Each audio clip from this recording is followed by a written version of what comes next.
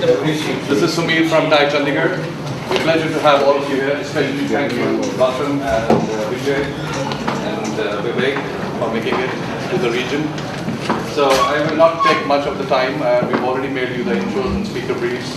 We're going to ask Gautam to start on the session.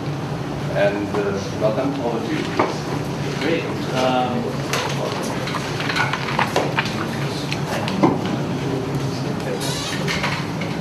So, how's everyone doing?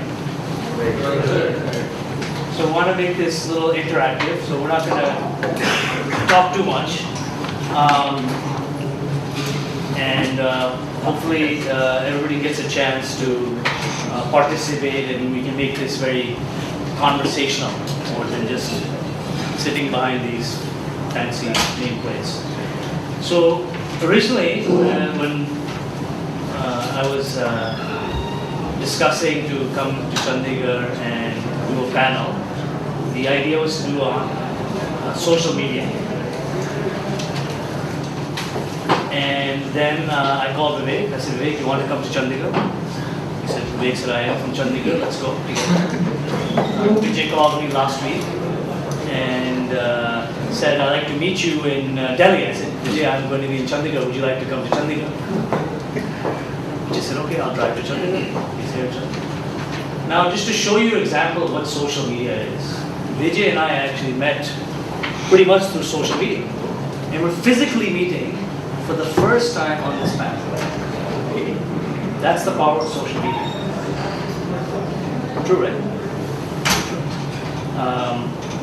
So what I wanted to do was, before we start, I wanted to ask a brave volunteer. We have a brave volunteer in the room.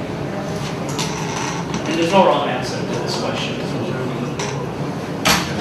How would you define social media? What does social media mean to you? Do you know? Any volunteer? The content where is developed by people. Social, it is a user-generated media. We don't have a pool of journalists who are feeding news. It is everyone who's feeding news. User-generated. We have volunteers back. It's basically a platform wherein you can socialize and inform others about what you're doing and how you're going about doing things. Platform to socialize. Yeah. Whenever you post something on the internet and it is available to everyone, it's publicly available, then we can call it social media.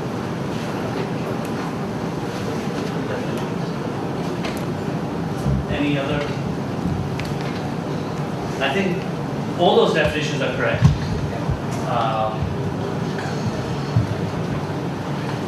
India is a very social country in general, right? So what was social media 15 years ago? Is talking on the telephone social media? No. Why is talking on the telephone not social media? That's one-to-one.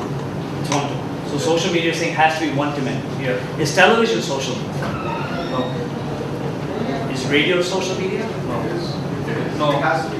One-way communication social media. It's a one-way conversation. So I would actually disagree, and I would say all those are social media.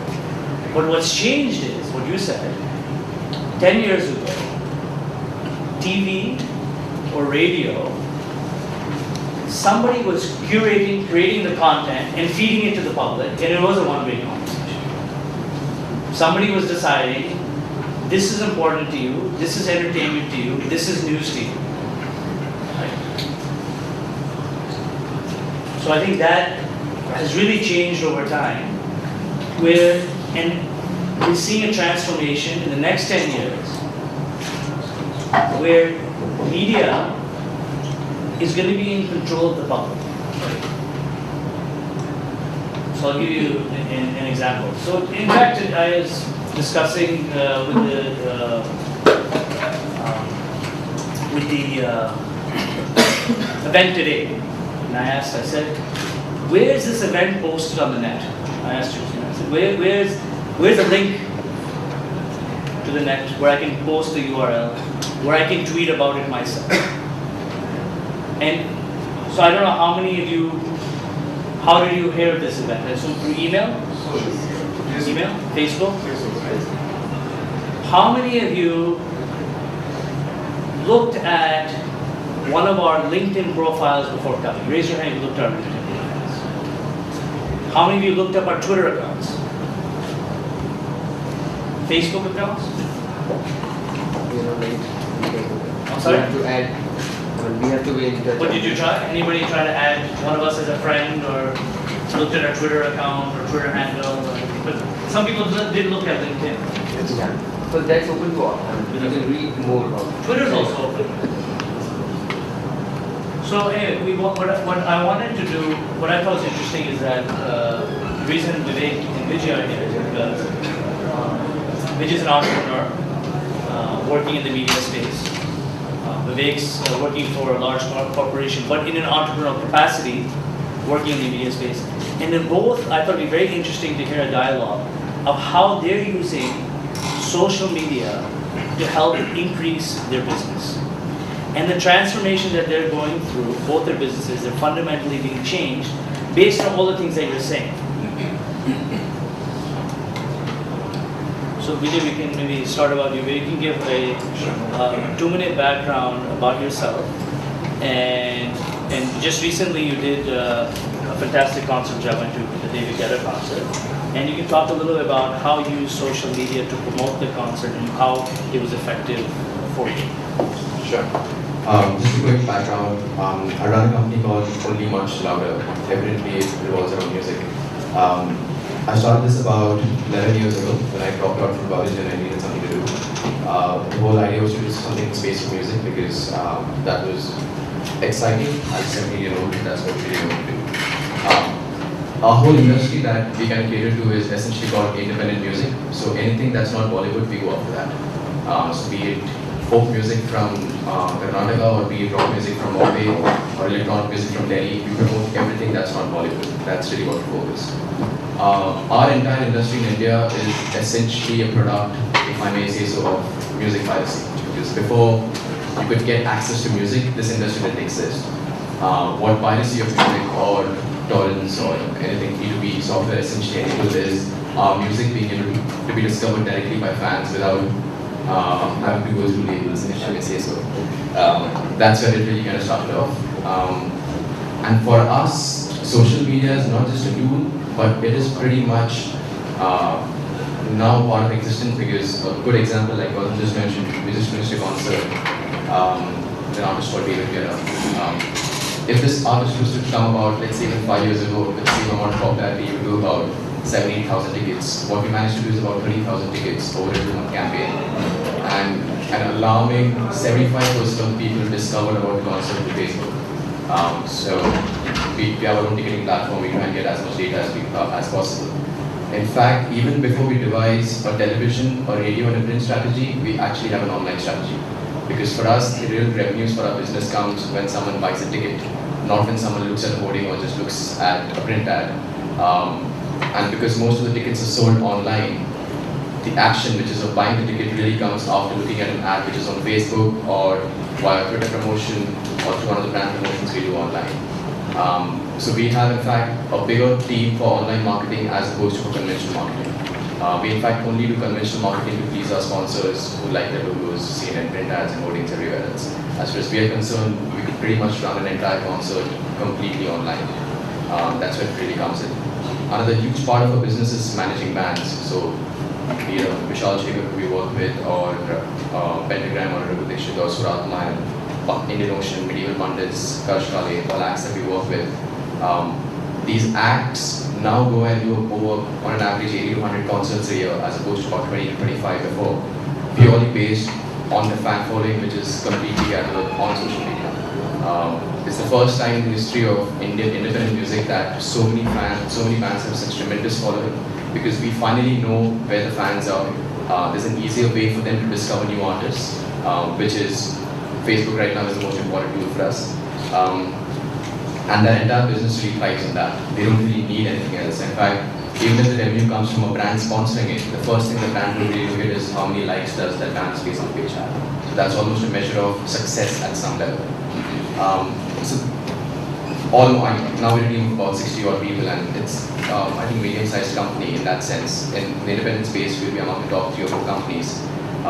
And I think without this as an entire tool, most of it wouldn't really exist. In fact, now we don't really call it as a social media strategy. For us, it's mainstream advertising. Just the medium has completely changed. As opposed to TV, it's become online. So we're more than happy to kind of share stories and really talk about that part of it. Over to Vivek. As we go through, I'm just going to give you my Twitter handle so we can make this really a social media experience. My Twitter handle is GK Gandhi. If you want to send me questions, because it's an experiment, you can just message me questions and I can continue asking them as we go through. Sure. Okay, all right, okay. Is that right? Can you hear me? Hello? You just talk Okay, loud. you can hear me, right? Okay, so just let me do that. That's all right, that's all right. Okay, so, thanks, Vijay and Gautam. I think it's quite interesting. It's my first time I'm talking in Chandigarh. I'm a guy who was born in Chandigarh and kind of moved out from here in the year 96. What's interesting for me is to share a couple of things with you. I'm an early starter in the media business in India, and one part that happened to me was when I was 23 years old, I was working with a company called the Head Pepsi. You would have seen Dillon complex here. That's where I started my career, and pretty much I went the first 5 years where there was no Coke in the market, and there was none of the things that were happening in terms of internet and digital media in India. So I've seen one of that part of how the media evolved within our Indian landscape. What was exciting for me at that point in time was the kind of things that I did, which were very marketing driven towards Cola as a company, which when I look back 10 years or 15 years in time, I kind of find that some of the things that I'd done at that point in time, if I were to do it today, how radically different they would be if I were to use a Twitter or social media engine like Facebook, or if I were to just try to want to build things in a very different manner. So I come back to in a minute on that. So that's one part of my journey. I kind of saw the whole Cola wars, and then saw how Pepsi went away from that. Pepsi came into wooden shells, to plastic bottles, to ET, to 1 liter, to home delivery segment, so on and so forth. At that point in time, I think that was year 96, and MTV was 1 hour on Doordarshan.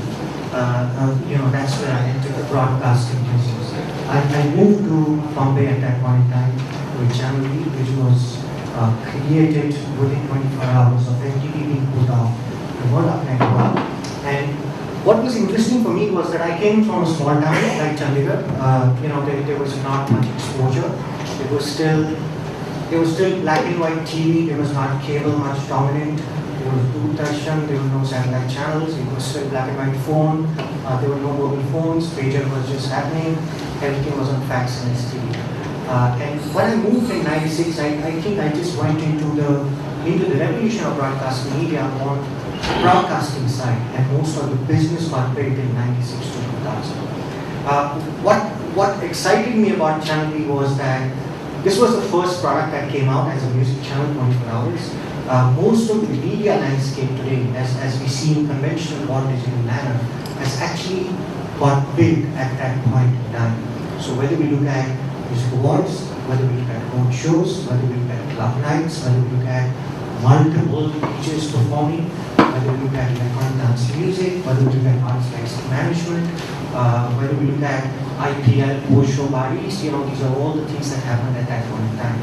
And what was interesting about it was that the things that we tried to do between luring the audience to bring from out of the box into the box, that was a two-way communication. So just to answer the question and what Gautam said, that it's not static, it's yet again a two-way communication. It's just that you've been feeded in certain stuff, and your tools to engage with that interactivity are not many and large. But fast forward from there, I moved from January to Star, I did a bunch of things, I produced Johnny Like a Car, Poison, tons of Spice Girls, and tons of events I worked on at that point in time. And the biggest one for me in Chandigarh was the Music Awards, 96 Music Awards, 97 and 98. The biggest thing that I was responsible for was the Viewers' Choice category. Now, if you really look at the landscape of the TV business today, you will find fragmentation in awards and localization and all the things that happen. But when I look back in the year 96, what I was able to do was I had no tools available to me, social media as it exists today.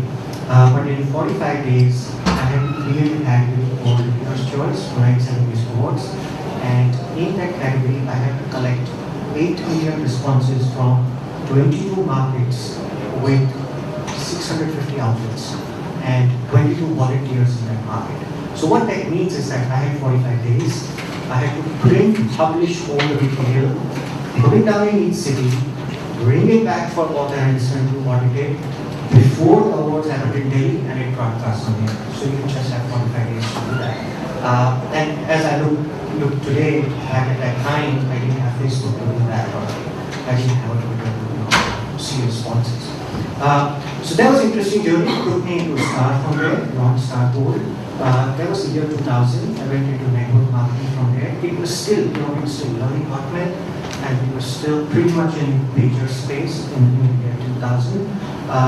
And that got to a point where a bunch of us and one of the companies that got incubated at that was Sudhanshu Saranwala, who was running MTV at that point in time, had this vision that much of the music business would move to digital. And this is not what MTV saw, and this is what YouTube is today, right? So MTV would have YouTube. If they would have looked the video, or they would have seen how MTV would broadcast to platform if they move further from there. And in the year 2000, what had happened in the US was Napster. So right after Napster, I think fundamentally they were about 18 people who came together at a company called Soundburst. So me and one of my colleagues who was also I think advising to Vijay Thakur, both of us used to work together at Chandigarh. We crossed over from our comfortable jobs, left it, got down into my 30, old slaves, became the first time entrepreneurs. Did not know how to create digital revenue, was thrown out of probably all the ISPs in this market. In the year 2000, we were talking about how to make digital media in ISP pack. And we're still talking about platform evolution at that point in time, and things like that. That journey was quite exciting because we had no precedent, there was no iTunes, there was just Napster, and it was all piracy of music at that point in time. So what we did there was we created a business out of Singapore, which then crossed over to India and went into Australia. And we became one of the largest digital distributors across the region. We spent 9 years doing that. The music industry had no idea how to license digital content. We would walk into the labels and ask them for license, and the labels would come back to us and say, "We don't basically much time." So we would just go back and say, "Do we can make some money with that as well." So these were the early days of I think Web 1.0. That's where India Times, Reader, and most of these services emerged. I think that's a point where you will also see that WWT emerged as one of the largest businesses on ringtone, and you would probably find that within the last 9 years, you would see that one of the biggest services that emerged is callback tone, the ringback tone as a business model. So all of this has happened in a company that we actually built in the year 2000, right across Asia, and over the 9 years, which is 2009, we sold that company to Hongkong. The first exit in Asia as a digital business. There were 350 businesses, all of them shut down. But there were quite a few early starting trends that we saw in that business model. The first thing was licensing the music industry across the territory. Number two, coming back to social media, had links all there, but it's the version 1 of that. There was no Facebook at that time, there was no Twitter, there was no YouTube, there were no platforms for streaming and all that. But how we were interacting at that point in time was Web 1.0, where artists would upload the music in MP3 as a format, and bunch of other user communities would download it over the web. And what we were not able to do at that time was to syndicate our single login access across multiple devices. So ABC, like tablet, and PC, smartphone and PC all converged into a cloud kind of infrastructure. But for us, it was still a very controlled world because of Microsoft Word. It was DRM, the labels were not allowing licensing to be holding in content from one part to the other. And what was interesting for us was that we created a single sign-on. We were the early company to start digital rights management. We were the first company where Microsoft actually piggybacked and allowed us to use the digital rights management and digital rights management for mobiles. So while we built a massive online business, we also crossed over the mobile side of the business. So if you today see Nokia comes with music, it was actually started back by us way back in 2001. At that time it was called Club Nokia. So that's when we started building engines for companies like Nokia, PhD, Microsoft. Actually, Google was yet to emerge as a company as well. You can tell us a little bit about how your current role at